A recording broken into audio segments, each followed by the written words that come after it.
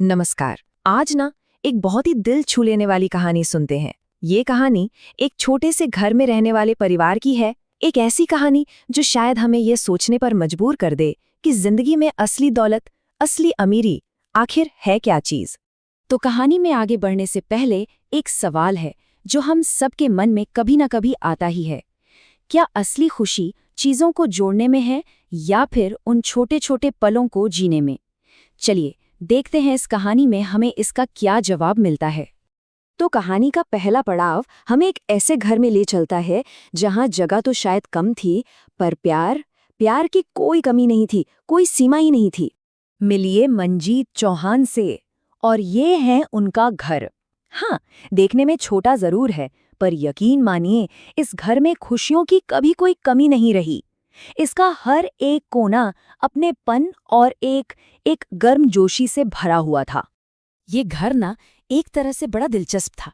मतलब एक तरफ देखें तो सामान, सहूलियतें वो सब गिनी चुनी ही थी, लेकिन दूसरी तरफ प्यार वो इतना ज्यादा था, इतना भरपूर था कि उसे किसी भी पैमाने से मापा ही नहीं जा सकता था।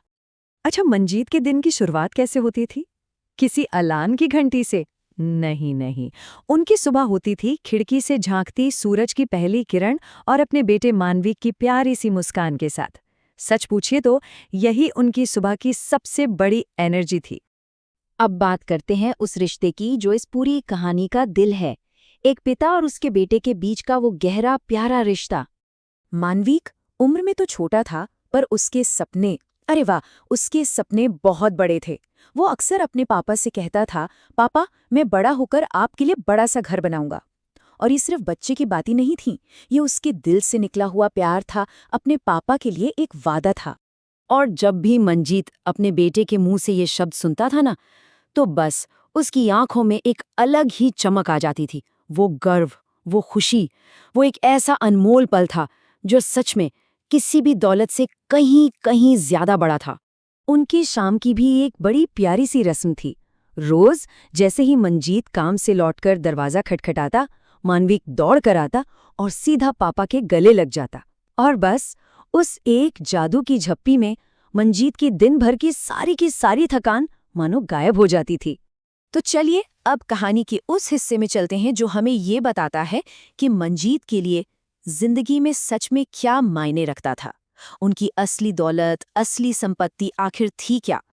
तो सवाल यह है कि मंजीत जो दिन रात इतनी मेहनत करता था, उसकी असली कमाई क्या थी?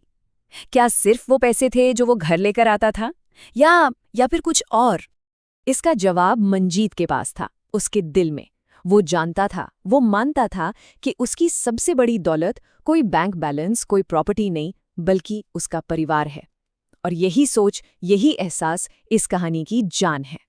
देखिए, मंजीत को ना तो किसी बड़े बंगले का सपना था, ना ही कोई फैंसी महंगी गाड़ी चाहिए थी। नहीं, उसकी ख्वाहिशें इन सब चीजों से बहुत बहुत आगे की थीं।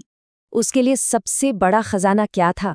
उसकी असली कमाई वो थी उसके बच्चे की खिलखिलाहट, उसके परिवार की छोटी छोटी खुशियां। बस यही वो प्रॉफिट था, यही वो मुनाफा था जिसे वो हर दिन कमाना चाहता था। तो अब कहानी के आखिर की तरफ बढ़ते हैं। देखते हैं कि वक्त के साथ इस प्यार भरे रिश्ते का क्या हुआ। वक्त गुजरता गया, साल बीतते गए, लेकिन उस छोटे से घर की दीवारों में जो अपनापन था, जो गर्मजोशी थी, वो कभी कम नहीं हुई। हाँ, प्यार तो उतना ही रहा, पर उस घर में देखे गए सपने वो और भी बड़े होते चले गए। और मंजीत की मेहनत उस घर की नींव को लगातार मजबूत करती रही। और इन सब में जो सबसे खूबसूरत बात थी वो ये कि मानविक के लिए उसके पापा हमेशा उसके हीरो रहे।